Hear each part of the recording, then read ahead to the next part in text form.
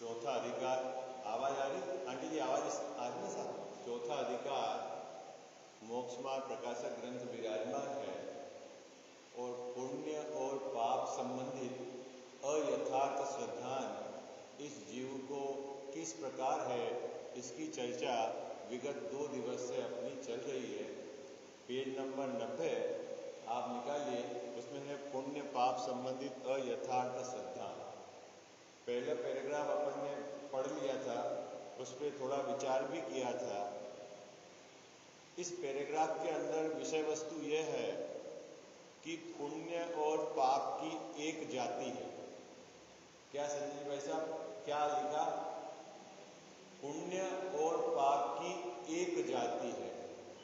एक जाति है मतलब दोनों आश्रव भाव है, दोनों दुख रूप है। कौन कौन? पुण्य और पाप दोनों की एक जाति है। उसके बावजूद भी पुण्य और पाप में फर्क है। वो क्या फर्क है उसकी भी चर्चा करते हैं, और उसकी जाति भी एक है इसकी भी चर्चा करते हैं। लेकिन जीव उनकी जाति भिन्न मानता है। आई बात समझ में? जीव के साथ मिथ्या दर्शन में क्या होता है कि पुण्य को सुख रूप मानता है, पुण्य को भला मानता है। ये वस्तुतः क्या है, यथार्थ क्या है? पुण्य और पाप दोनों आकुलता रूप है, दोनों दुख रूप है। आई बात समझ में आपको? विषय वस्तु पकड़ में आ रही है आपको? पुण्य और पाप दोनों दुख रूप है, दोनों आकुलता रूप है, दोनों की जाति एक है। एक जाति मतलब दोनों दुख ही देने वाले हैं। तो फिर फर्क क्या है पुण्य और पाप में? फर्क है, फर्क यह है कि एक इच्छा के अनुकूल सामग्री का संयोग कराता है और एक इच्छा के प्रतिकूल सामग्री का संयोग कराता है। तो फिर तो आपको ऐसा लगेगा कि फिर तो इच्छा के अनुकूल सामग्री है तो सुख ही होना चाहिए, और आप दुख के कैसे रहे हो? ये बात हमें समझा। मुद्दे वाली बात तो यह है ना, हमारे साथ गड़बड़ी क्या है कि जो हमने इच्छा की उसके अनुकूल हमको सामग्री मिल गई, हमने क्या माना कि ये सामग्री सुख की है और इस प्रकार का उदय चलता रहे तो इससे हमारा भला होगा। हमने इच्छा की और सामग्री नहीं मिली तो हमने माना ये दुख की है और ये सामग्री को हटाना है या इच्छा के अनुकूल सामग्री को जोड़ना है। लेकिन टोडरमल जी साहब कह रहे हैं, यहां पर आचार्य भगवंतों के हवाले से ये बात करते हैं कि भाई दोनों दुख रूप है। कौन सी चीज दोनों दुख रूप है? पुण्य का उदय और पाप का उदय दोनों दुख रूप है। भैया बात पकड़ में आ रही है? अपन बोलते तो बहुत सरलता से हैं, और ये हाँ साहब पुण्य का उदय भी दुख रूप है और पाप का उदय भी दुख रूप है, लेकिन अंदर में पुण्य का उदय हमको सुख रूप भाषित होता है, पुण्य का उदय हमको भला भाषित होता है। हम निरंतर पुण्य के उदय की भावना भाते हैं। आई बात समझ में? निरंतर हमारे भोग सामग्री में विघ्न न हो, इस प्रकार का निदान जन्य आर्थ ध्यान हमको निरंतर चलता रहता है। इस सब के पीछे मूल जो कमी है वो क्या है कि हमने पुण्य को भला माना। निदान जन आर्थ ध्यान क्या है संजय जी भाई साहब?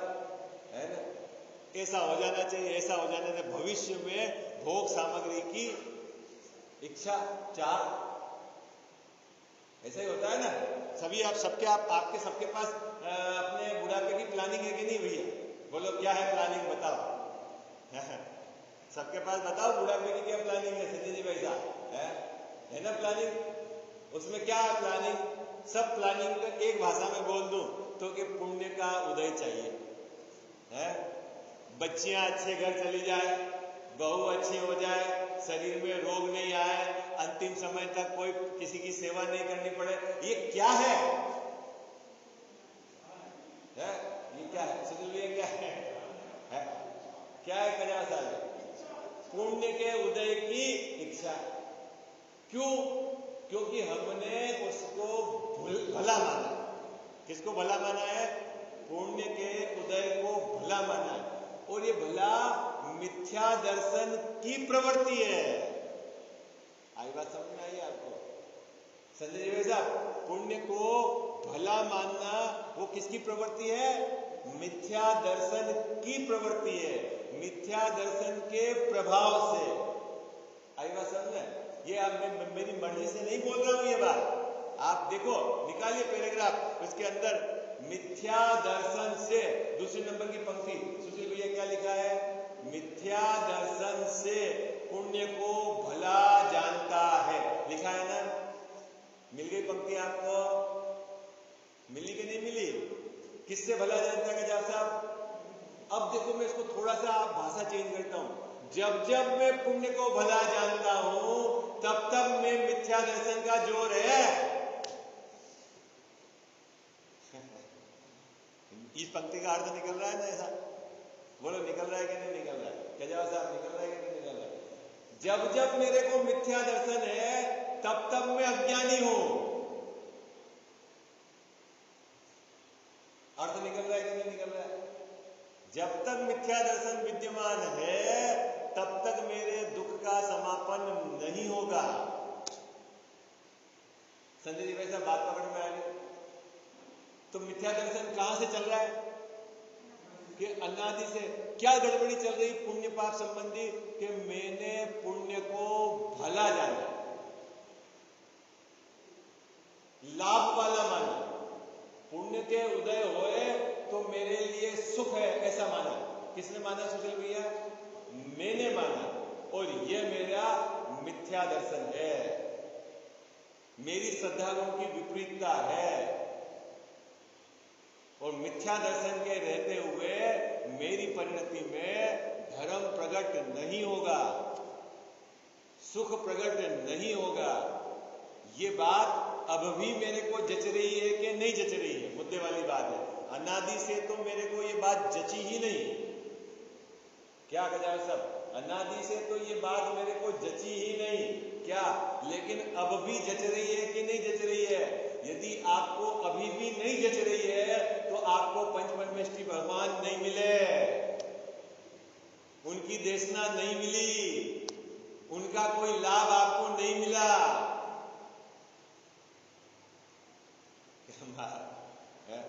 पसीने छूट गए अब अपने को तो कुछ अपन ने 2-4 मंत्र पाठ कर लिए, एक आधा माला जाप दे दी और जय जयनाथ परम गुरु होए कर दिया। अपन को क्या मानने लगे? हम स्पेशल तरह के धर्मात्मा नहीं। और ज्यादा से ज्यादा कुछ छोड़ दिया अपनी मर्जी से, ये नहीं खाना, ये नहीं खाना, इधर सबने अपने खाने बना लिए और अपने को क्या मानने लगे? गजाव साहब धर्मात्मा। धर्म क्या है? धर्म किसकी आश्रय से प्रकट होता है? क्या हमारा श्रद्धा ज्ञान जो विपरीत है, जिसके कारण हमारे दुख है, इसको जानो तो सही। पकड़ में आ रही है बाबूजी? अभी अभी इसका रहस्य खोलेंगे तो बहुत आनंद आएगा। मूल बात पकड़ में आनी चाहिए। मूल बात क्या है? दोनों के उदय में मिलने वाली सामग्री का कोई लेना देना नहीं। दोनों के उदय में फर्क इतना है कि एक के उदय में मिलने वाली सामग्री मेरी इच्छा के अनुरूप है और दूसरे में इच्छा के अनुरूप नहीं है। सामग्री तो सामग्री है। क्या कह जाओ साहब? सामग्री तो सामग्री है, बहु तो बहु है। एक इच्छा के अनुरूप है और इच्छा के विपरीत है। क्या फर्क है? अरे बात पकड़ में आई आपको? हाँ संजय जी भाई साहब, बेटा तो बेटा है? एक बेटा अच्छा लगता है और एक बेटा बुरा लगता है। क्या अंतर है? क्यों लगता है? क्यों लगता है? कि एक इच्छा के अनुकूल है और एक इच्छा के प्रतिकूल है। आई बात समझ? तो बेटे में कोई प्रॉब्लम है? बेटा तो बेटा है। तो फिर इच्छा के अनुकूल में तो सुख लगता है ना? और इच्छा के प्रतिकूल में तो दुख लगता है ना। अरे भाई, ये सुख दुख तेरी कल्पना है। क्या है ये सुख दुख? क्या है कजावत साहब? तेरी कल्पना है। तो साहब इच्छा के अनुरूप बेटा हो तो सुखी ना? अरे भाई, सुखी तो इच्छा के अनुकूल बेटा होना वो नहीं है। सुखी किससे है कि इच्छा का नहीं होना वो सुख का कारण है। भाई समझ में आई? कजावत साहब नहीं समझ में आ रही? सिर है नहीं समझ में आती। जब तक नहीं समझ में आएंगी तब तक हमारा संसार चलेगा। आई बात समझ में? ये एक फार्मूला फिट कर लेना। क्या? जब तक हमारे समझ में नहीं आएगी तब तक संसार चलेगा। कोई आपको नहीं निकाल सकता संसार। पारसनाथ नहीं, न महावीर स्वामी नहीं। आई बात समझ में? समझना तो यही पड़ेगा। कोई विधि नहीं है। आपको प्रश्न क्यों आप दोनों को दुख का कारण कह रहे हो? ये कारण तो बताओ। जबकि आप स्वयं कह रहे हैं कि एक में अनुकूल सामग्री मिलती है, एक में प्रतिकूल मिलती है, और फिर कह रहे हो दोनों दुख का कारण है। दोनों ही आपको होता है, तो क्या चक्कर है? ये तो समझाओ हमें। हाँ साहब, प्रश्न तो यही है ना आपका। ये तो समझाओ। देखो अपन इसकी चर्चा करते हैं। पहला पैराग्राफ की अंतिम पंक्ति पढ़ो। आप क्या कह रहे हैं?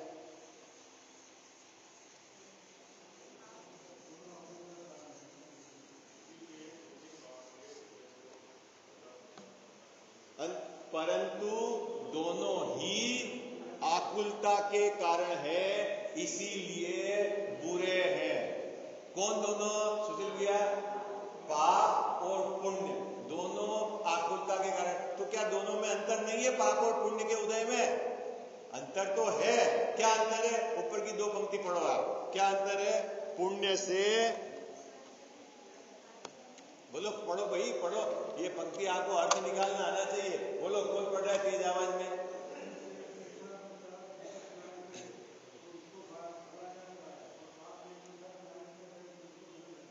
ठीक है, देखो अभी क्या है। एक तो है इच्छा, और दूसरा इच्छा के अनुसार यहां अनुसार कार्य होना।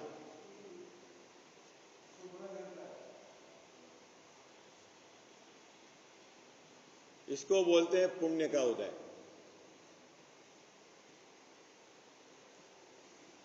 पहले नंबर। दूसरा इच्छा, अनुसार कार्य नहीं होना।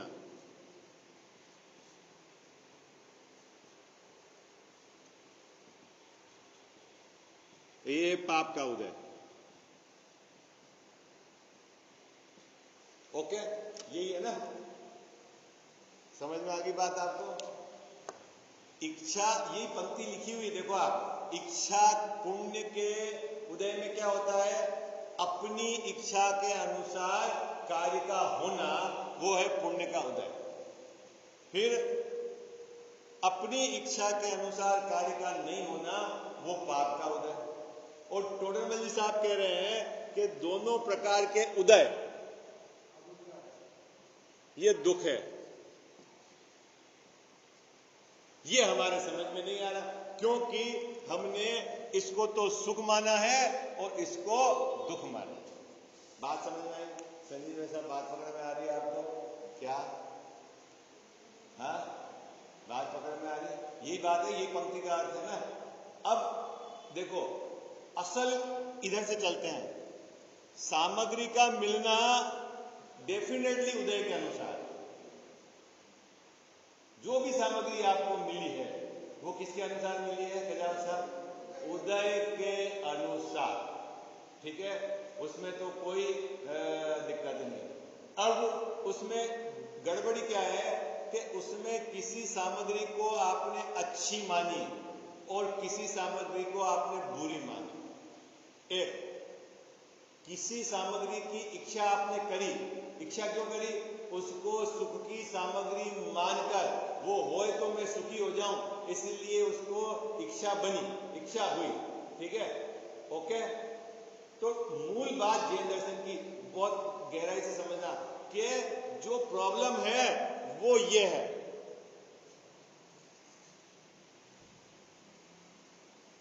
प्रॉब्लम क्या है? प्रॉब्लम क्या है? इच्छा है।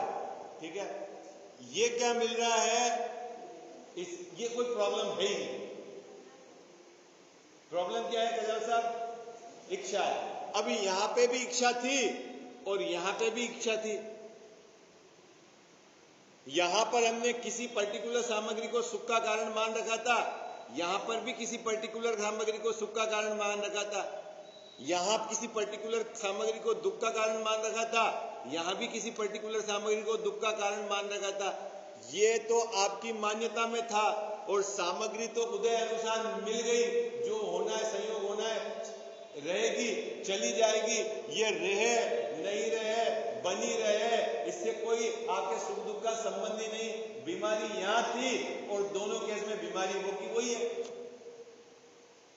आई बात पकड़ में? साहब बात पकड़ में आई? कहां है बीमारी? ये है इच्छा है ना, दुख का कारण। 4 प्रकार की इच्छा पड़ी ना अपन ने, जानने की इच्छा, कसाय के अनुसार परिणमन कराने की इच्छा, पुण्य के उदय की इच्छा पड़ी ना अपन ने, 4 प्रकार की इच्छा। तो बीमारी क्या है? इच्छा है। ठीक है, अब अपन क्या है कि इच्छा के अनुसार कार्य हो जावे, अपनी कल्पना में हमने सुख मान रखा था। क्या हमने अपनी, और देखना, आपने अपनी कल्पना में सुख माना, लेकिन कभी भी संजय जी वैसा पीछे जाकर जो जो सामग्री मिली अपनी इच्छा अनुसार सुख हुआ कि नहीं हुआ, उसका एनालिसिस आपने नहीं की। बोलो सुशील भाई साहब, 20 साल से हम किराए के मकान में रह रहे थे, निरंतर ही हम मान रहे थे घर का मकान हो जाए, ये झंझट खत्म। ठीक है, और उदय इस प्रकार का आया कि आपकी इच्छा थी घर का मकान और मकान घर का हो गया, लेकिन फिर आपने जाकर खोज नहीं करी कि मैं सुखी हुआ कि नहीं हुआ। क्या कहते हैं साहब? पुण्य का तो उदय है ना? अरे हाँ जी है ना जी, है ना? इच्छा के अनुसार काम हुआ ना? सुखी हुआ कि नहीं हुआ? हाँ, नहीं हुआ? अरे बोलो भाई, है अभी सुखी हुए कि नहीं हुए? देखो, अगर धारा प्रवाही सुखी मान रहे हो तो अज्ञान का जोर चल रहा है आपका। इस पहले पैराग्राफ की विषय वस्तु यह है कि पुण्य का उदय और पाप का उदय दोनों ही दुख रूप है, क्योंकि दोनों में इच्छा विद्यमान है। आई बात समझ में? क्यों दुख रूप है गजाव साहब पुण्य का उदय और पाप का उदय? अरे बोलो भाई। हाँ, इच्छा विद्यमान है, और सुखी होना है तो किसको मिटना है?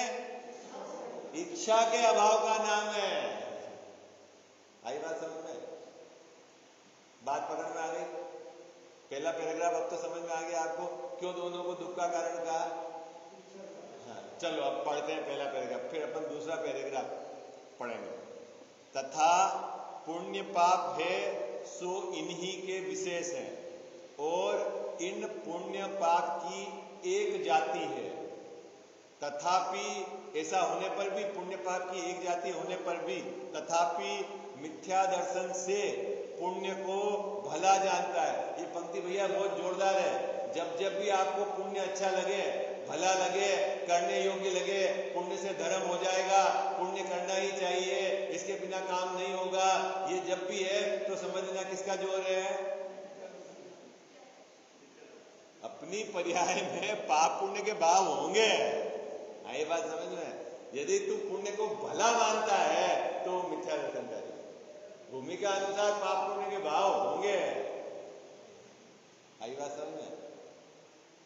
देखो कितनी सरल बात है, लेकिन पसीने छूटते हैं, क्योंकि अनादि का मिथ्यात्व है ना, वो जब तक आप गहराई से विचार करके उसको उखाड़ फेंकने के लिए तैयार नहीं होंगे, वो आप उसके ऊपर कब्जा नहीं कर सकते, उसको नहीं हटा सकते। वो अभी 2 मिनट में आपकी चिंतन को चेंज कर देगा। अरे ऐसा होता है क्या? नहीं हो तो सामग्री कैसे काम चले? नहीं भाई साहब, है एक बार बीमार हो जाए, मालूम पड़े क्या पाप का उदय है? नहीं नहीं है? 6 माह 8 समय में 608 जीव सही मान मानेंगे गजावस्था। अब अपना नंबर उसमें कब लगेगा वो आप देखो, कितनी ताकत से आप इसको स्वीकार करोगे। अब अपने ऐसा यूं मत समझ लेना कि हम कोई वीआईपी हो गए कि हमने भगवान पे या बिल्कुल फूल कैसे हटा दिया, तेरापंथी, अब अपन सब सीधे मोक्ष में चले जाएंगे। दादा ये नहीं है। श्रद्धा विपरीत चल रहा है तो अपने को ऊंचा वीआईपी नहीं मानना। वो तो ठीक है, पूजन पद्धति में हिंसा और अहिंसा का विचार होना चाहिए, लेकिन जब तक श्रद्धा सम्यक नहीं होगा तब तक मोक्ष मार्ग नहीं चलेगा। आई बात समझ में? बात पकड़ में आ रही है आपको? क्रिया का जोड़ नहीं होना चाहिए और शुभ अशुभ भाव का भी आपको जोड़ नहीं होना चाहिए। ताकत जोड़ स्वभाव की तरफ का होना चाहिए। ये पकड़ में आती कि नहीं बात आपको? है नहीं आती तो इसी का अपने को अभ्यास करना है भाई। बाकी पुण्य पाप के अनुसार तो सभी जीव उसी का जोड़ लेके चलते हैं। पूरी दुनिया में ऐसा ही है, ये करोगे तो ऐसा हो जाए। कसाई की मंदता को तो पूरी दुनिया में धर्म कह रहे हैं। आपका क्या विशेष धर्म है? फिर महापुण्य उदय से जिन धर्म पा लिया है, पूरी दुनिया ही कह रही है कि मंद कसाई को धर्म नहीं कह जाओ सा, फिर क्या है अपने धर्म की विशेषता?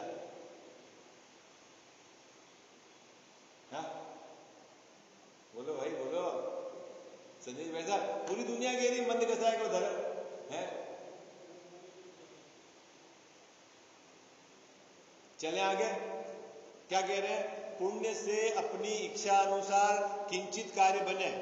किंचित शब्द डाला है, इसका मतलब है कभी भी इच्छा पूरी नहीं होगी। जितनी इच्छा है किसी के भी इस प्रकार का पुण्य का उदय नहीं आता कि सब पूरी हो जाए, चाहे वो चक्रवर्ती क्यों नहीं हो, चाहे देवगति के जीव क्यों नहीं हो। क्या होता है गजावत साहब? किंचित, किंचित मतलब थोड़ी। आई बात समझ है? 1 करोड़ इच्छा है तो 1 आधी पूरी हो गई। गजा है सुशील भैया, कितनी? करोड़ तो समझ में आता है करोड़ करोड़। अब आजकल करोड़ तो सबके समझ में आने लग गई। नहीं, कितने बिंदु लगते हैं भाई करोड़ में? देखो सबको पता है 7 बिंदु लगते हैं। बिंदु ही है वो संजय जी भाई साहब। आई बात समझ में? तो वो जो है क्या 1 करोड़ में से 1 इच्छा पूरी हो जाए तो कितनी अधूरी रह गई? कितनी गजावत साहब अधूरी कितनी रह गई? 99,99,999, ये तो अधूरी रह गई। तो जो अधूरी रह गई उसका दुख तो चालू है। कब की बात चल रही है? जब आप कहते हो कि पुण्य का उदय है, तब की बात चल रही है। आई बात समझ में? गजाव साहब बात पकड़ में आ रही है? जब आप कहते हो पुण्य का उदय है तब की बात चल रही है कि किंचित इच्छा के अनुसार काम बने। सब नहीं होता है। ये शब्द पकड़ में आ रहा है आपको? बात पकड़ में आ रही है?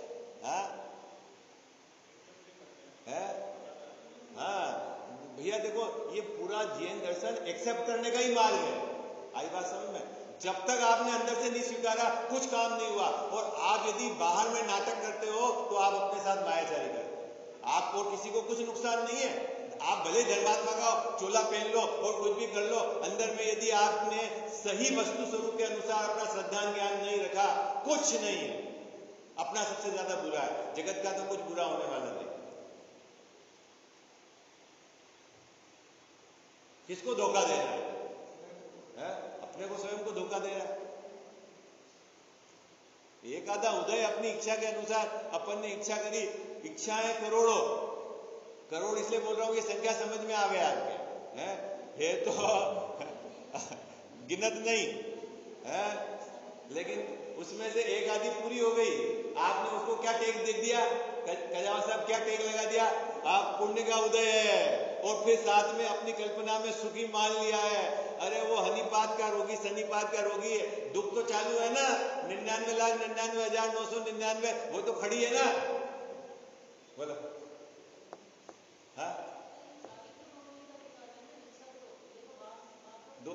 अभी अपन इसको ये इच्छा को सुख रूप मानना, ये दर्शन मोहनी का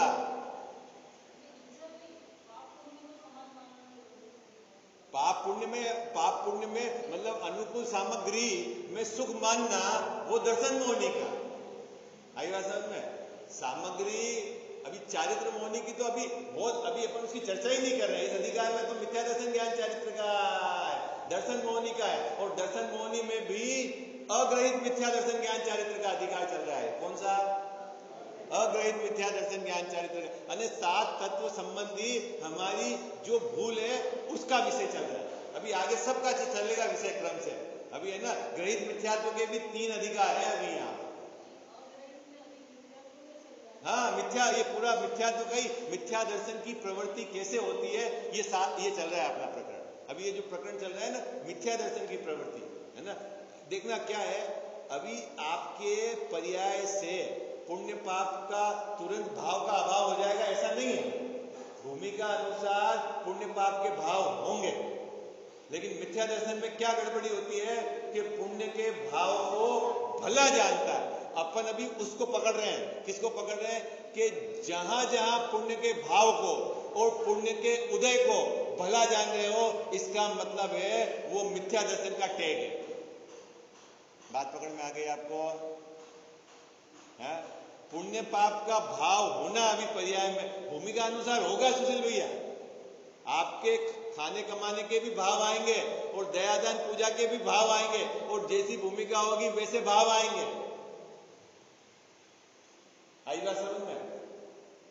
क्या गजाव साहब, अगर सम्यक दृष्टि गृहस्थ है तो वो दुकान भी खोलने के आएगा तो भाव आएंगे दुकान खोलने के। उसके बच्चे हैं तो उसके शादी कराने के भाव भी आएंगे। आई बात समझ में? आई। उसके भूमिका अनुसार इसके मकान बनाने का तो मकान बनाने का भाव आया, वो आए। लेकिन वहां प्रॉब्लम नहीं है। अभी जिस अधिकार में प्रॉब्लम क्या है कि वो जो पुण्य के उदय को और पुण्य के भाव को जो भला मान रहा है, इसका मतलब अज्ञानी है। आई बात पकड़ में आई? है? तो अपन को अभी कहां करेक्शन करना है? हाँ, करेक्शन करना है अभी अपने को श्रद्धान में। पुण्य पाप के भाव भूमिका अनुसार आएंगे, उससे घबराना मत, उसकी ज्ञाता रहना। वो स्वरूप की स्थिरता के साथ धीरे धीरे मिटेंगे। आई बात समझ में? है?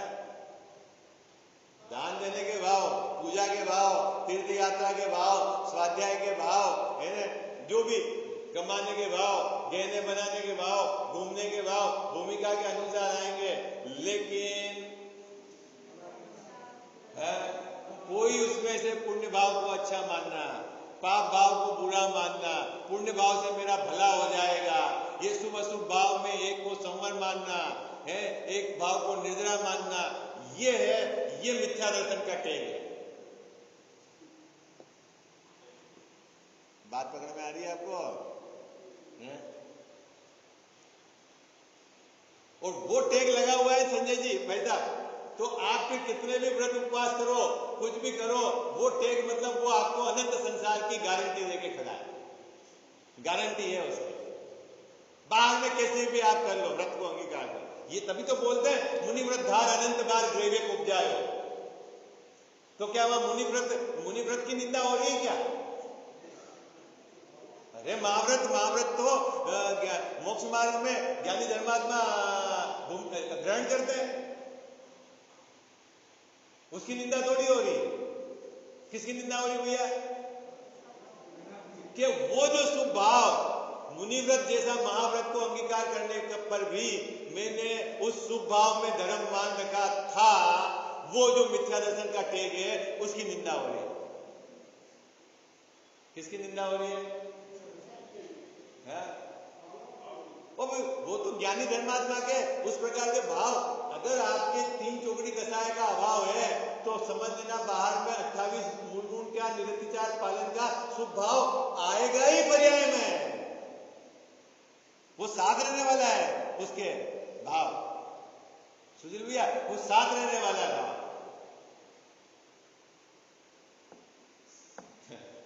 नहीं आई समझ में बात आपके? हाँ? यद्यपि वो जो महाव्रत का भाव है वो शुभ भाव है, पुण्य भाव है, बंध का कारण है, भूमिका अनुसार पर्याय में होता है, लेकिन ज्ञानी धर्म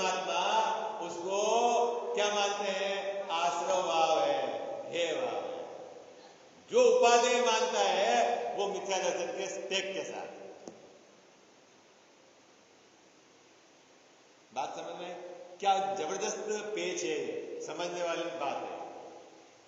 बात पकड़ में आ रही है सबको? जो भी आप आगम का अभ्यास करें, बिल्कुल जिस एंगल से, जिस अपेक्षा से आचार्य देव ने कहा है वो बात पकड़ना। गड़बड़ी हो जाती है। कोई क्या पढ़ता है, नहीं नहीं व्रत व्रत व्रत व्रत बेकार है, महाव्रत देखो, महाव्रत के लिए लिखा है कि मुनि व्रत धार अनंत बार, अरे इसको धारण, अरे भाई उसकी बात है ही नहीं वहां तो ये कह रहे हैं कि इस जाति का तेरे को सुभाव हुआ और तूने सुभाव में धर्म माना, तो सुभाव के फल में तू ग्रेव्यक तक तो गया, लेकिन तू जो सुभाव में धर्म मानता था उसके कारण तेरा संसार चला। ये बात है उस पंक्ति का। अर्थ पकड़ में आ रहा है क्या? जब तक आप अपेक्षा नहीं समझोगे तब तक, और फिर नहीं समझोगे तो जो जैसा अर्थ घुमाएगा घुमोगे। इसलिए भैया गहराई से अभ्यास करना है, बहुत अभ्यास करना, अंतर्मुख पुरुषार्थ होना चाहिए, अपनी आत्मकल्याण की भावना पूर्वक बिल्कुल संभाव रखते हुए जो सत्य है वो मैं ग्रहण करूंगा, जो आचार्य की अपेक्षा है मैं बार बार विचार करके समझूंगा, और मेरी जो कमी है मैं उसको मेटूंगा। ऐसा यदि अंदर में है तो समझना प्रथम भूमिका की पात्रता जगी है, और नहीं तो समझ लेना सिर्फ आपने थोड़ा सा, ये अपनी परिपाटी है, किसी के अभिषेक करने की परिपाटी है, किसी के पूजन करने की परिपाटी है, तो हमने भी पद्धति बुद्धि से स्वाध्याय सुनने की परिपाटी है सुशील भैया कि हम स्वाध्याय वाले हैं, आधा घंटा सुनेंगे तो अपन अपने को विशेष धर्मात्मा मान के बैठ गए। भैया धोखे में मत रहना, धोखे में मत रहना भाई। अंदर में शुभ शुभ भाव से भिन्न मेरा जो ज्ञायक स्वभाव है, एक रूप पर से निरपेक्ष, जिसके आश्रय से अनंत काल तक अनंत केवल दर्शन केवल ज्ञान रहे, ऐसा अद्भुत मेरा स्वभाव, उसकी रुचि पड़ जावे, पुण्य पाप से भिन्न पड़कर अपना उपयोग उसके सन्मुख चला जावे, और उसके सन्मुख रहते ही परिणति में अनंत शांति की धर्म प्रकट हो जावे, ऐसी मंगल भावना है।